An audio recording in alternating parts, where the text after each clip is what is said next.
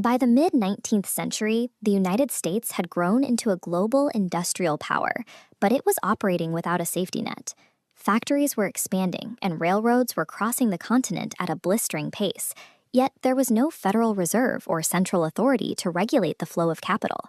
Without oversight, businesses engaged in ruinous competition, slashing prices to undercut rivals until they both collapsed, triggering a cycle of unpredictable booms followed by catastrophic nationwide panics.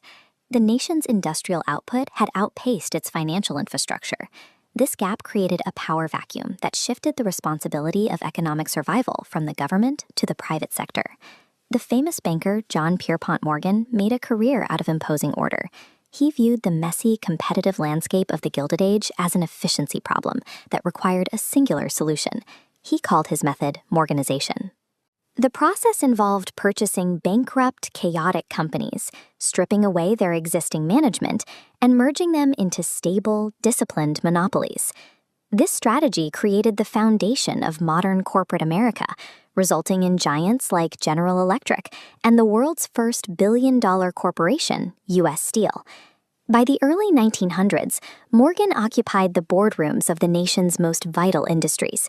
He controlled the networks that moved goods and generated electricity, a position that granted him more influence over the American economy than any government office.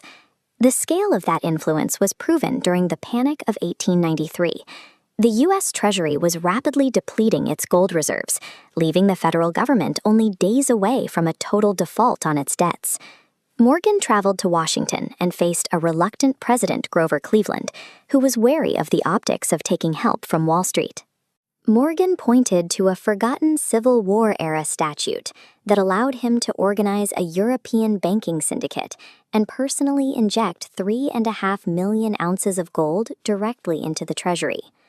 This successful bailout accelerated his expansion into railroads and international shipping, eventually leading to his control of the White Star Line, the parent company of the RMS Titanic.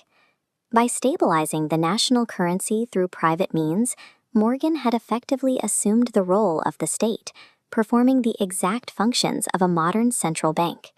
In 1907, the system buckled again. Stock prices crashed, major Wall Street firms collapsed, and bank runs began to drain the city's remaining cash. With no public mechanism to stop the bleeding, a 70-year-old Morgan stepped in to manage the crisis from his private library.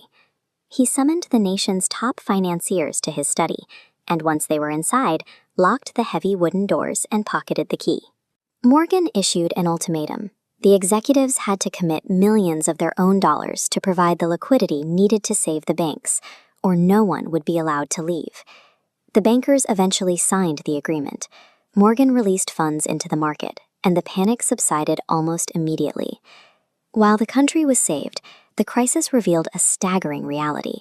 The entire American economy rested on the health and willingness of a single private citizen. The realization of this dependency triggered a wave of fear that led the government to form the Pujo Committee.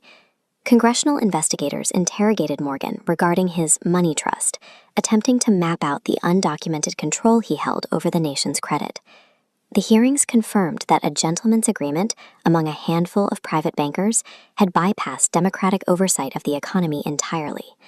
When Morgan died in 1913, he left behind an estate valued at approximately $80 million. It was a massive sum, but surprisingly small compared to the fortunes of his peers. Upon hearing the valuation, John D. Rockefeller remarked, "And to think he wasn't even a rich man." That same year, the U.S. government passed the Federal Reserve Act. The centralized authority Morgan demonstrated became the model for a permanent institution. The United States created the Federal Reserve specifically to perform the stabilization duties that one man had previously managed from his own library.